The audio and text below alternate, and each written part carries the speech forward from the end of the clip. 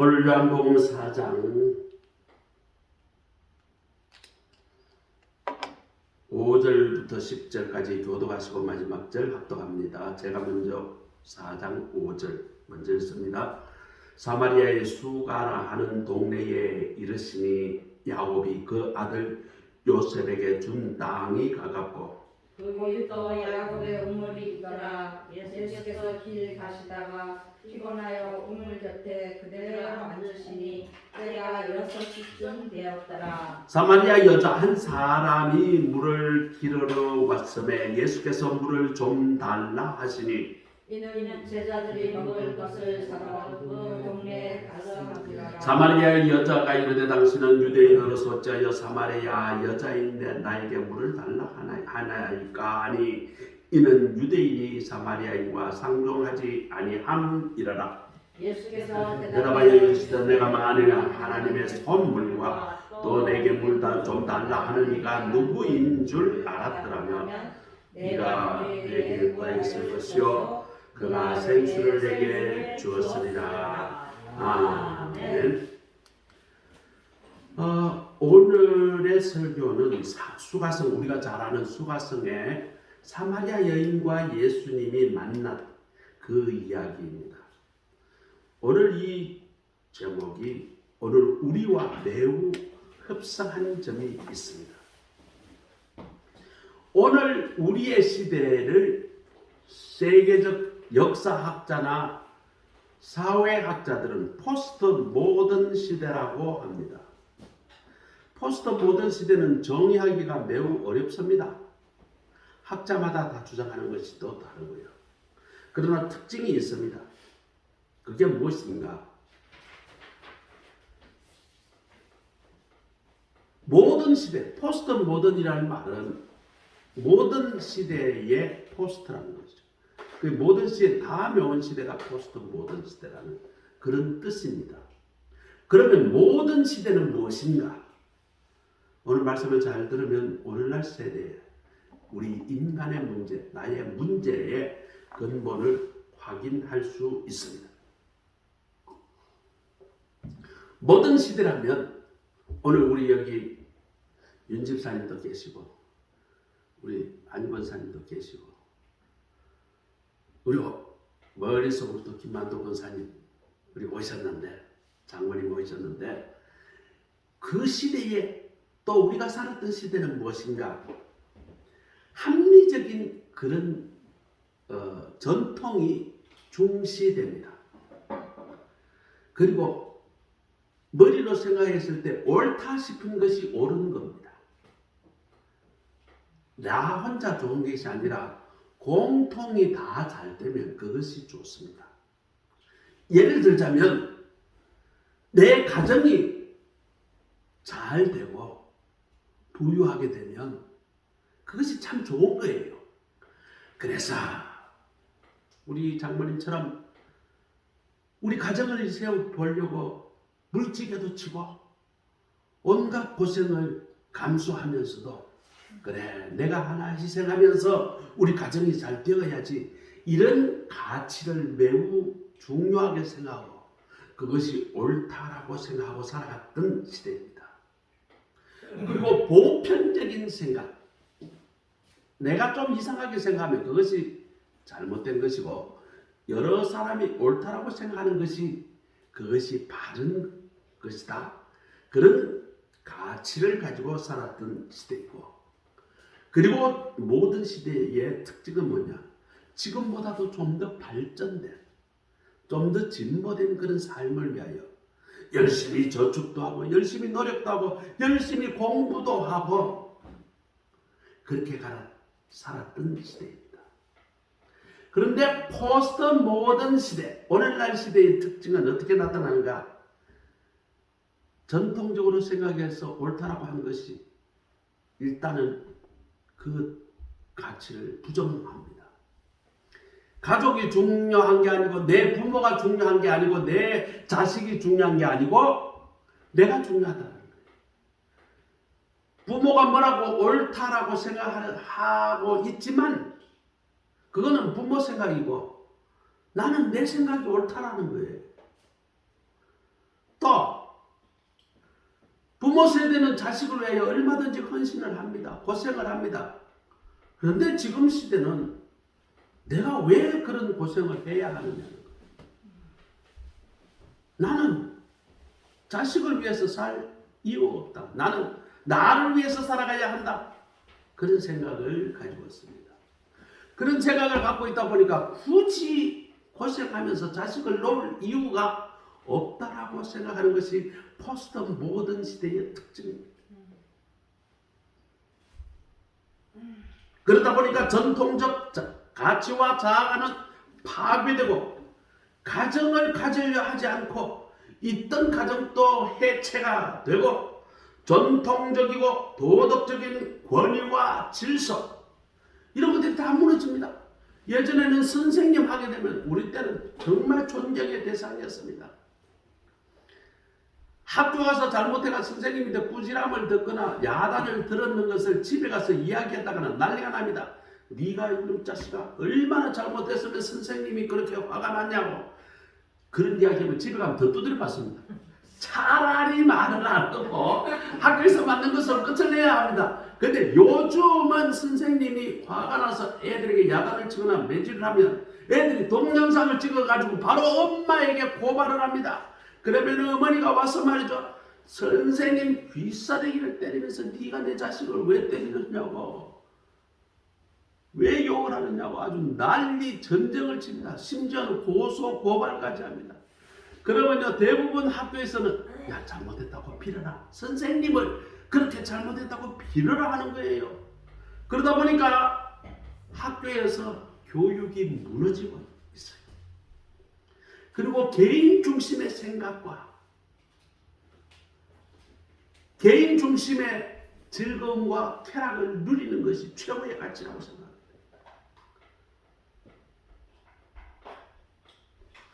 이런 시대에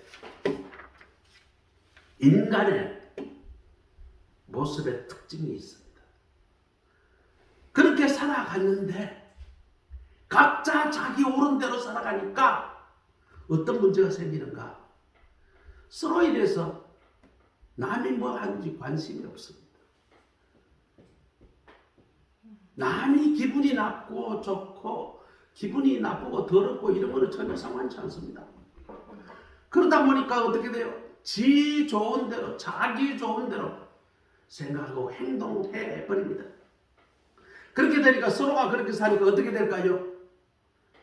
소외감을 당합니다. 외롭습니다. 같이 사람들이 많지만 서로가 지 좋은 대로 생각하고 행동하다 보니까 고독합니다. 사람은 많지만 참으로 내가 위로를 받고 헌신을 그런 사랑을 받을 그런 대상이 점점 사라져가는 것입니다. 오늘 봉독해 드린 말씀 속에서 버림받은 한 여인이 있습니다.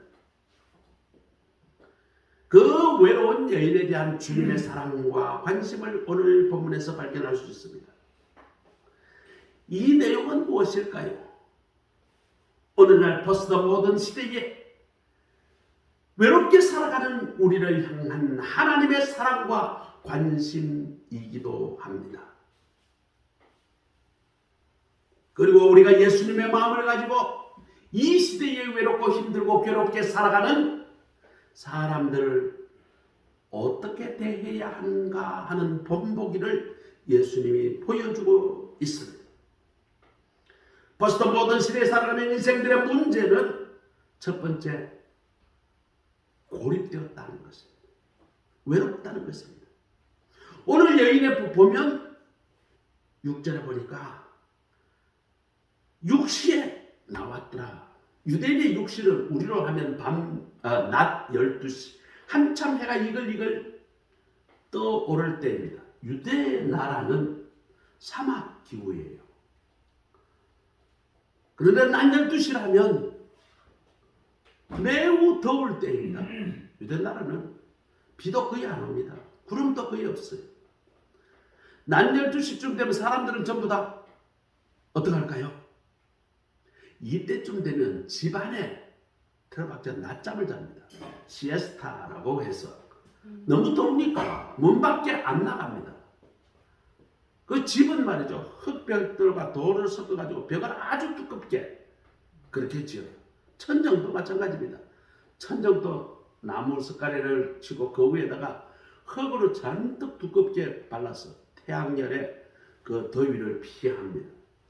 그렇기 때문에 낮 12시경에는 한낮에는 사람들이 없습니다. 문 밖에도 안 나오니까요. 이 여인이 왜 이 더운 시간에 아무도 없는 동네 사람이 많이 모이는 우물가에, 유대는 물이 귀하니까 우물이 사람들이 다 때가 되면 나와서 거기서 물을 깃고 거기서 서로 만나고 교제하고 하는 공간이 우물인데, 이 여인이 물은 먹어야 되겠고 한낮 정오에 이 시간에 왜 나왔을까요? 이 여인은 사람이 만나는 것이 부담스럽습니다. 다른 사람 만나는 것이 싫다는 말이죠. 그러다 보니까 이 여인은 고립되어 있었고 그 마음에 외로움이 넘치고 있는 삶을 살아갑니다. 오늘날 우리 시대가 똑같아요. 한 아파트에 살아도 옆집에 말이죠. 있어도 누가 사는지 잘 모릅니다. 우리도 지금 현재 이사하고 지금 2년 지나고도 지금 한 몇 달, 한 6개월 지났나? 더 됐죠. 그 2년 반도 더 됐어요. 지난 8월 달에, 8월 초에 입주했으니까. 그러니까 2월 달, 그러니까 지금 말이죠. 반년도 더 지났어요. 어쨌거나 2년 반이 지났는데 옆집에 누가 사는지 모릅니다. 어쩌다 한번 만났는데, 지난 2년 동안 만났는데, 엘리베이터에서 잠깐 만났는데 젊은 부부가 사는데 깜짝 놀랐어요. 같은 층에서 내리더라고요. 그때 잠깐 봤어요. 요즘 말이죠. 엘리베이터에서 그 만난 지 꽤 됐으니까 마스크를 다 하고 있으니까 눈만 뺑 놓으니까 뭐 누가 누군지 잘 모르겠어요. 키는 크고 그 부부가 키는 뭐 저보다, 여자도 저보다 키가 좀 큰 것 같아요. 어쨌거나 몰라. 그 이후로는 만난 적도 없습니다. 근데 안녕하세요. 잘 안녕히 들어가세요. 제가 먼저 인사를 했어요. 그랬더니 어정쩡하게 인수를 받고 그냥 내빼면서 들어가더라고요. 옆집에 누가 사는지 같은 아파트 살아도 모른다는 것이죠. 아니 그러다 보니까 이웃하고 소통되기는커녕 전에는 말이죠. 아이고 우리 장모님 예전에 살 때 보니까 앞집 뒷집이 말이죠. 거의 한 집처럼 살아요. 누구야 있나 여기 뭐 맛있는 게 있으니까 먹으러 오라 그러면요. 쪼르르 와서 같이 먹고 나누고 말이죠. 심지어 그냥 점심 같이 얻어먹고 그 방에서 그냥 거실에서 너는 잠도 자고요. 같이 대화도 나누고 장도 같이 보러 가고 그렇게 주변을 다 그렇게 살았는데 이 요즘은 누가 사는지 옆집에 말이죠. 담을 쌓고 이웃을 외면해버리고 사는 시대에 살고 있습니다. 이런 고립된 삶에서는 우리는 뼛속까지 서벼운 춥고 떨리고 외로운 그러한 존재의 모습, 오늘날 우리의 모습이 된 것입니다. 두 번째로는 이러한 삶 가운데서 내가 좋은 대로 살아가는데 얼마나 행복하고 얼마나 기쁜 삶이 살면 좋겠습니까? 하면은 오늘날 시대의 사람의 특징은 뭐냐면 마음의 상처가 너무나 많은 그런 삶을 살아가고 있다는 것입니다. 아니 자기 좋은 대로 살았는데 왜 그럴까? 자기 좋은 대로 살아가는 데는 그 기준과 끝이 없어요. 내가 이러면 내 만족이 될 것 같은데 옆집에 보니까 내보다 더 잘 살아. 그러면 내가 생각하는 만족의 삶은 기준이 또 올라갑니다. 그러다 보니까 나는 영원히 내 기준을 만족시킬 수 있는 삶을 살 수가 없어요. 그러니까 나는 이것도 내 마음의 상처가 돼요. 어떤 경우에는 넉넉한데도 먹고 살기가 넉넉한데도 옆집에는 보니까 나는 차를 조그마한 경차를 타고 가는데 옆집에는 보니까 큰 차를 보고 다니면 내가 상대적 박탈감을 당해요. 그래서 말이죠. 내가 더 큰 차를 사요. 아니 더 큰 차를 샀는데 보니까 옆집에서 보니까 더 큰 차를 또 사버려. 그러면 왠지 기분이 나빠요. 자기 분수에 맞고 내가 이렇게 살고 만족해 살면 될 것인데 지금 극단적인 쾌락을 추구하고 내 즐거움을 만족하다 보니까 내가 차를 좋아한다면 이것이 만족이 안 되는 거예요. 그러니 조금만 해도 마음에 상처가 옵니다. 이런 상처가 많은 사람의 특징이 있습니다. 옆에 사람을 믿지 못해요. 불신이 많습니다. 그리고 이웃에 대해서 매우 공격적입니다. 그리고 남 탓을 잘합니다.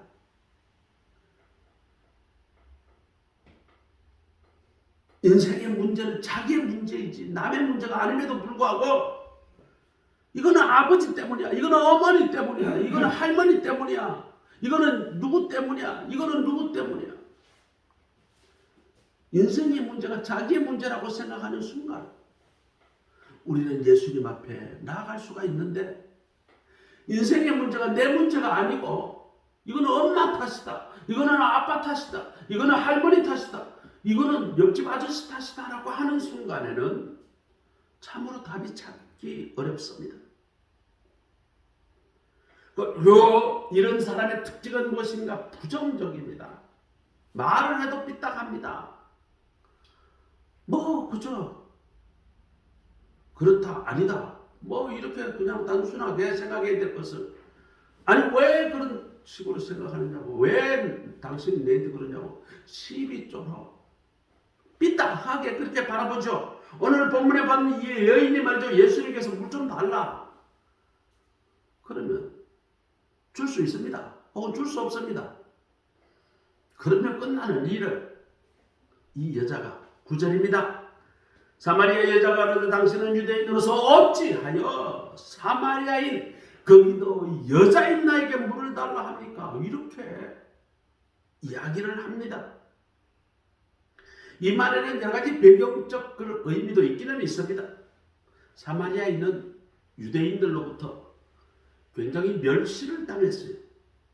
왜냐하면 유대인들이 바벨론으로 포로로 잡혀가기 전에 북이스라엘은 아수르라는 나라를 잃어버렸습니다. 점령됐습니다. 아수르는 이 북이스라엘 사람들이 말을 잘 안 들으니까 가정을 해체시켜버립니다. 강제로 이혼시키고 아수르 사람을 여자를 붙이다가 이스라엘 남자들하고 강제 결혼을 시키고 그리고 이스라엘 여인들을 아수르 사람에게 강제 결혼을 시켜버립니다. 그리고 이스라엘의 여인들을 전부 다 데려다가 아수르 사람하고 강제 결혼시키고 이스라엘 남자들 총각들을 전부 다 아수르 여인들을 데려가다가 그렇게 피를 다 섞어버렸어요. 그러다 보니까 여기는 아주 종교가 엉망진창이 되어버렸습니다. 유대족들이 바벨론 갔다가 돌아오니까 여기는 보니까 전부 다 이방 민족하고 다 결혼을 해버렸어요. 그러니 남유다 사람들이 가뜩이나 지금 현재 바벨론에 포로로 끌려갔다 온 것도 그것도 말이죠. 자기네들이 잘못으로 하나님께서 징계를 받았다고 생각을 하는데 돌아오니까 형제 이 북이스라엘이 완전히 타락을 해서 이방 민족과 결혼해서 살고 있으니 너희들은 앞으로 우리하고 같이 놀지 마라.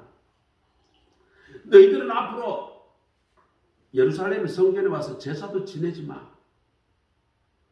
그렇게 됐습니다. 그리고 사마리아인들을 개라고 취급을 하고 아예 만나지도 않았습니다. 사마리아인들 만나면 재수 없다고 삥 둘러다녔습니다. 사마리아인들이 나타나면요, 유대인들은 일부러 안 보려고 등을 돌리고 서서 사마리아인이 지나갈 때까지 기다릴 정도로 사마리아인들을 멸시하고 그렇게 부정한 존재로 생각하고 불결한 존재로 생각했던 것입니다. 이러니 사마리아인들은 그 내면적 상처가 굉장했죠. 이 시대의 사람들 어떤 생각을 갖고 있냐? 제발 좀 내버려 두라. 나는 이렇게 외롭고 상처받고 나는 이렇게 무시당하고 이런 생각을 잔뜩 하고 있으니까 나 좀 내버려 두세요. 이런 생각을 하고 있습니다. 요즘 애들 말이죠.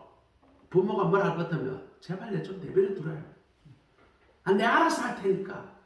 이것을 말이죠. 습관적으로 이야기해요. 우리 아들이 지금 현재 36인가 나이가 됐어요. 장가 가야죠. 결혼 이야기를 할 것 같으면 난리가 납니다. 제발 좀 내버려 두라고. 아버지가 내 인생 대신 살아줄 거냐고. 말도 못하게 해요. 세 번째로는 오늘날 시대의 인생의 문제는 무엇인가? 목마르다는 것이죠. 헛헛하다는 것이죠. 오늘 예수님은 이 대화의 역전을 말씀합니다. 물 좀 달라던 여인에게 예수님이 이런 이야기를, 내가 오늘 누구인 줄 알았더라면 내게 오히려 물을 달라고 했을 것이고, 그러면 나는 네게 영원히 목마르지 않을 생수를 내게 주었을 것이다 라고 말씀하시는 장면입니다. 예수님은 이 여인을 보자마자 목마른 인생인 것을 알고 계셨습니다. 이 여인은 벌써 5번이나 남편을 갈아치웠습니다. 바뀌었습니다. 그 이유는 정확히 모릅니다. 남편이 사별을 했는지 이혼을 했는지 버림을 당했는지 몰라요. 어쨌거나 동네 사람은 저 여자는 재수없는 여자다. 남편 잡아먹는 년이다. 이런 비아냥과 손가락질이 있었습니다. 이 여인은 답답했습니다.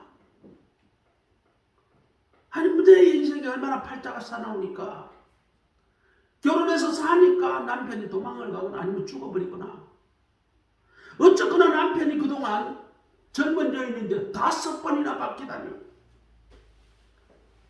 남들하고 어울릴 수도 없어요. 그래서 남의 눈을 피해서 우물가에 나와 답답한 가슴이 식히려고 남들이 없을 때 시원한 우물물을 따라 그냥 들키고, 그때 냉장고도 없었으니까 그렇게 답답한 마음을 식히고 필요한 물을 길러러 지금 우물가로 난 12시 제일 뜨거울 제6시에 왔던 것입니다.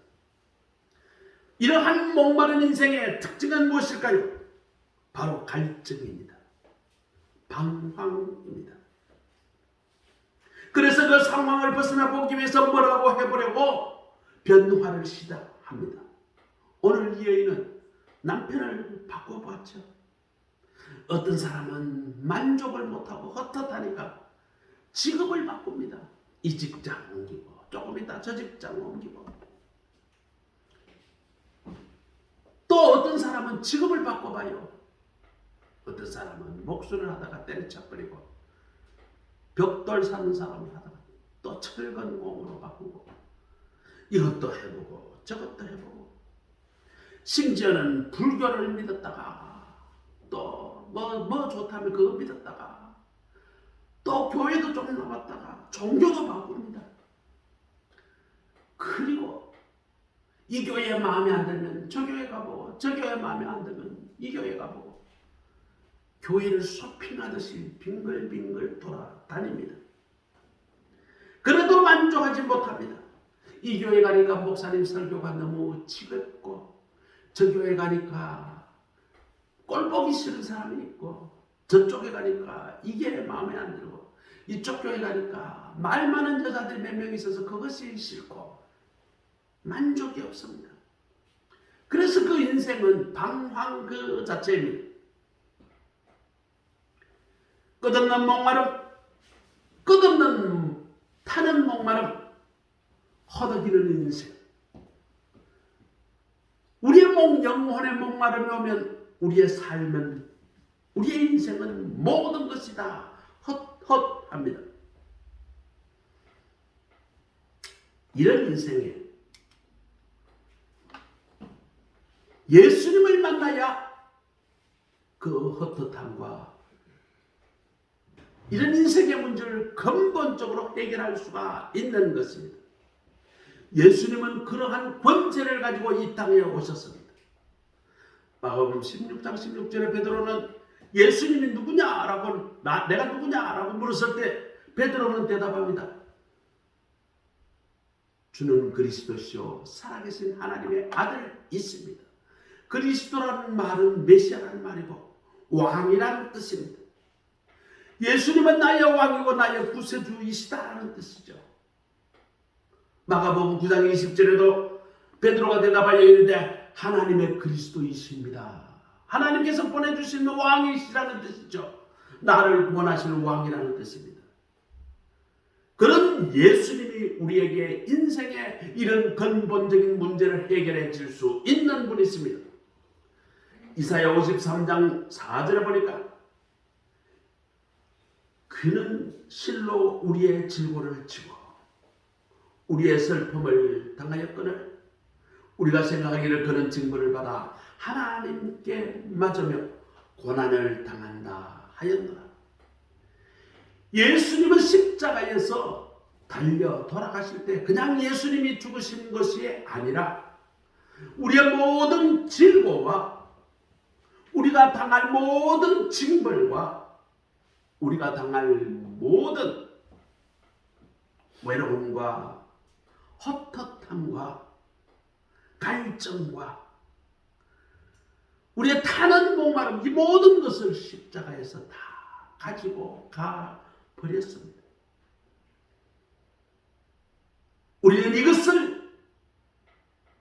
우리는 이 사실을 믿는 것이 바로 예수를 믿는다는 것입니다. 이러한 예수님을 믿을 때 우리 인생의 고난에서 우리는 벗어날 수가 있습니다. 마태복음 9장 22절에 보니까 스로보니게 여인이 인생의 문제, 큰 문제가 있었어요. 혈병으로 아무리 치료해도 낫지 않아. 그런데 예수님을 만나서 이 여인의 병을 고치는데 예수님이 말씀하십니다. 내 믿음이 너를 구원하였다. 이 여인은 예수님께서 낫게 해주실 것이다 라는 그 믿음을 가지고 있었기 때문에 그 질병이 치유되었던 거예요. 이 구절은 예수님의 믿음으로 우리의 인생의 문제에 구원을 받은 그 구절은 성경에는 수도 없이 많이 나옵니다. 마가복음 5장 34절, 마가복음 10장 52절, 누가복음 7장 50절 등등등등. 에베소서 2장 8절에는 너희는 그 은혜에 의하여 믿음으로 말미암아 구원을 얻었다라고 선포하고 있습니다. 우리 인생에는 너무나 많은 문제점이 있습니다. 때로는 그 문제점을 의사의 도움으로 해결할 수도 있습니다. 그러나 근본적인 인생의 존재에 대한 문제는 예수님을 만나고 그 예수님을 믿을 때에 우리는 해결받을 수 있게 됩니다. 우리는 그것을 구원을 얻었다라고 표현합니다. 오늘 우리 예배에 참석하신 우리 모두는 이 우리의 구세주 되시는 예수님을 만나고 믿음으로 우리 인생의 모든 문제를 해결받는 우리 유진이 왔구나. 모두가 되시길 주의 이름으로 축원합니다. 아멘. 우리 유진이 안녕. 반가워. 자, 오늘 그러면 예수님을 만났던 이 수가성 여인에 관해서 한번 살펴봅시다. 오늘 28절에 보니까 여자가 물동이를 버려두고 동네에 들어가서 사람에게 이르되부터 시작하면서 수가성 여인이 어떻게 변화된 모습인지 그 모습을 그리고 있습니다. 첫 번째 우리 이 여인이 삶의 새로운 의미와 목적을 찾았습니다. 이 애인이 중요한 것은 물 깃는 것보다도 더 우선적이고 중요한 일을 찾았던 것입니다. 그러니까 물동이를 버려두고 너무 기뻐서 동네로 뛰어들어갔다라고 오늘 성경은 표현합니다. 물 깃는 것보다 더 중요한 것을 찾았다는 것이죠. 이 기쁜 소식으로선 빨리 마을 사람에게 전해주기 위하여 중요한 지금 물을 들고 가야지 먹고 살잖아요. 물 길러러 왔잖아요. 근데 오늘 보니까 얼마나 기쁘고 얼마나 더 이 물 깃는 게 지금 현재 문제가 아니야. 더 중요한 일을 깨달았기 때문에 물동이를 버려두고 동네로 뛰어갔다라고 성경은 표현합니다. 예수님을 만나면 우리는 새로운 인생의 삶의 의미와 목적을 우리는 발견할 수 있습니다.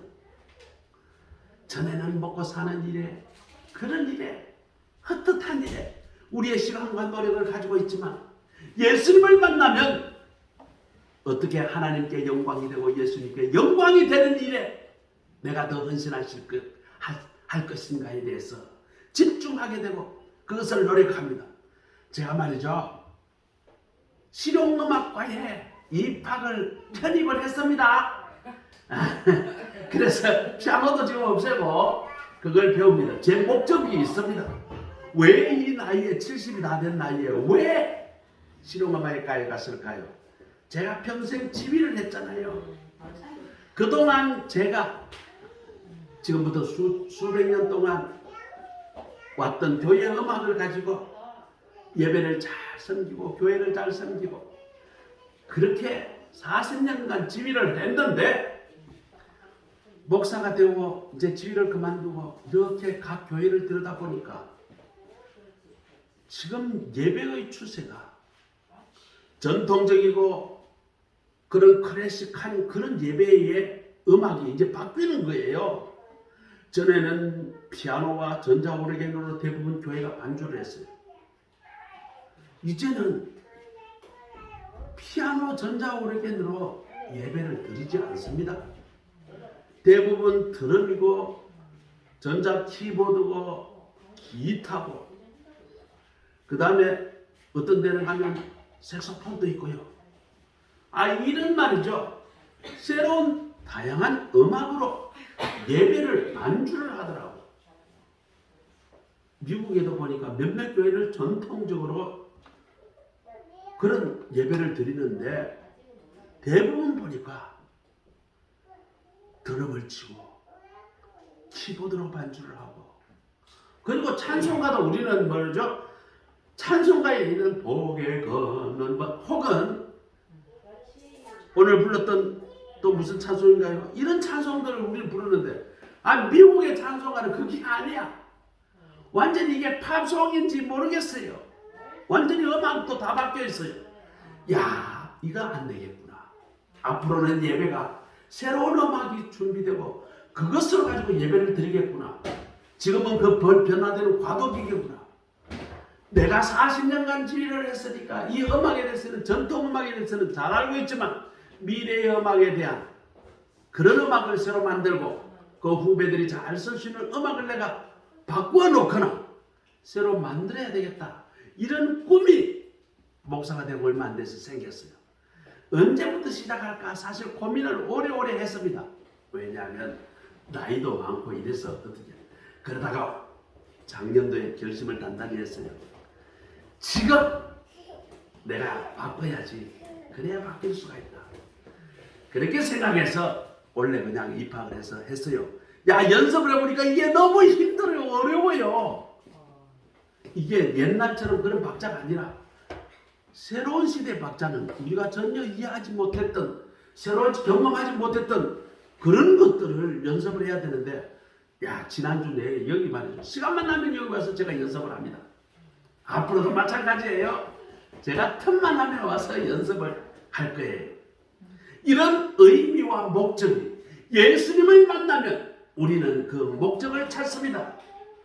두 번째로는 예수님을 만나면 사람들과 교제하는 것이 즐겁습니다.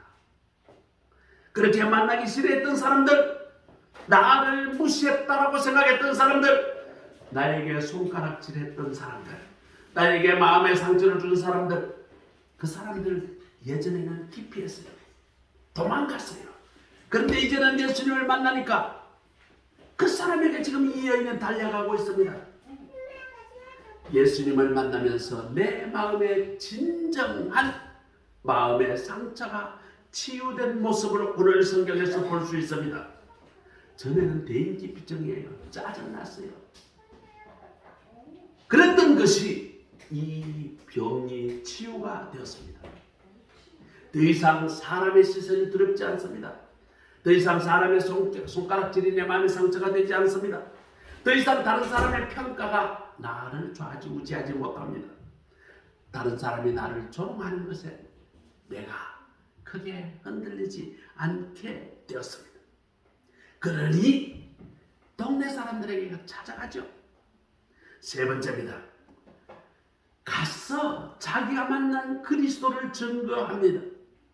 전에는 어린 단품도 없죠. 사람도 안 만났는데 무슨 말을 했겠어요? 39절에 보니까 여자의 말이 그가 나의 행한 모든 것을 내게 말하였다 증거하므로 그 동네에 많은 사마리아인이 예수를 믿는지라. 과거에는 어림도 없는 이야기입니다. 예수님 만나는 이 여인이 변화가 일어나니까 이제는 스스로 나가서 예수님을 전도해요. 그 말을 들었던 사마리아인들이 어떻게 예수님을 믿겠어요? 그런데 그 예수님을 많은 사마리아인이 예수를 믿었다라고 성경은 이야기합니다. 이 버림받았던 여인, 다른 사람을 구원하는 전도자로, 도구로 귀하게 쓰임을 올받는 모습을 봅니다. 이것을 보면 예수님께는 필요 없는 사람이 아무도 없어요. 이렇게 하장끝없고 버림받았고 부정한 여인도 예수님을 만나 변화되니까 전도자 되고 다른 사람을 구원으로 인도하는 하나님의 귀한 도구가 되고 위대한 정인이 되는 것입니다. 예수님은 우리의 모든 것을 정확하게 아십니다.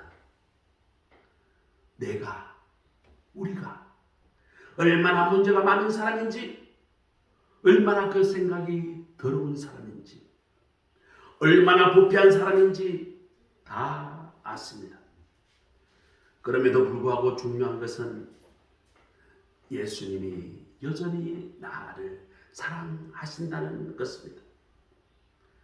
내가 연약하고 내가 부족하고 내가 예수님에 대해서 관심이 적었고 내가 예수를 잘 믿지 않는다고 할지라도 내가 예수님 앞에 죄가 많다고 한다는 것, 그것을 예수님은 다 아시면서도 예수님은 나를 찾아오신다는 것입니다. 나는 정말 예수님 앞에 정죄받아야 마땅한데 예수님은 나를 정죄하지 않으시고 예수님은 나를 용서하시고 예수님은 나를 품어주십니다. 만일 예수님이 당신을 만나시고자 그분이 오늘 이곳 성남소망교회에 오게 하시고 지금 예수님이 당신을 기다리고 계신다면 어떻게 하시겠습니까? 당신의 모든 것을 아시는 그분 앞에 솔직히 예수님, 나는 이런 사람입니다. 나는 무척 외로웠습니다. 그동안 인생의 상처로 인해서 많이 아팠습니다. 나는 인생의 헛헛한 때문에 목말랐고 외롭고 괴로웠습니다. 예수님 앞에 고백하시겠습니까? 내게 이제 나의 구원 주신 예수님, 당신이 필요합니다. 주께서 나를 구원해 주시옵소서. 그렇게 구하시겠습니까? 바로 지금 이 순간 성경은 지금이 은혜 받을 만한 때요, 바로 지금이 구원의 날이로다 라고 선포합니다. 그러면 지금 당신의 모든 것을 아시는 하나님이요 구주이신 예수님 앞에 나오십시오. 지금 주님, 나는 죄인입니다 라고 고백하며 주님께로 나오십시오. 지금 내가 주님의 말씀대로 순종하며 살아가겠습니다 라고 결단하십시오. 오늘 지금이 당신의 변화의 기회인 것입니다. 다 같이 기도드리겠습니다. 하나님 감사합니다.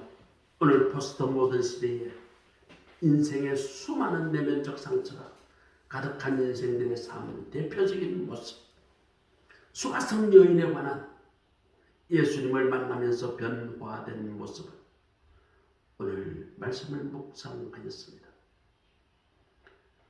이 시대에 우리에게 주어진 잘못된 사상과 가치관으로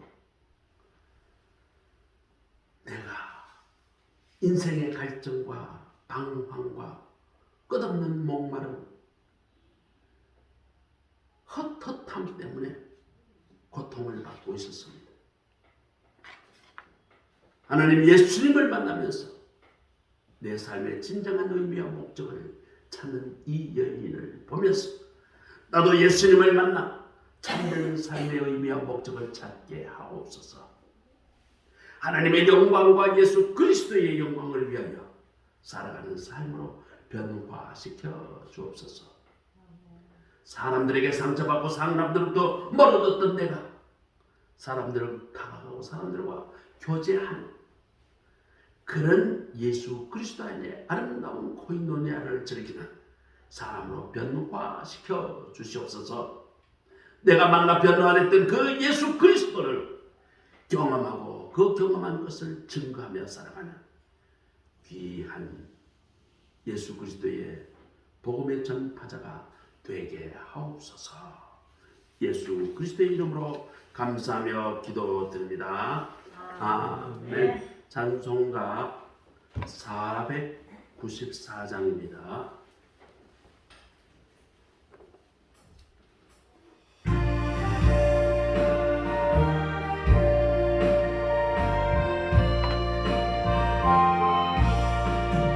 만세 반소열이니 내가 들어간 494장입니다. 성대원이 상하여 물과 피를 흘린 것 내게 좀 되어서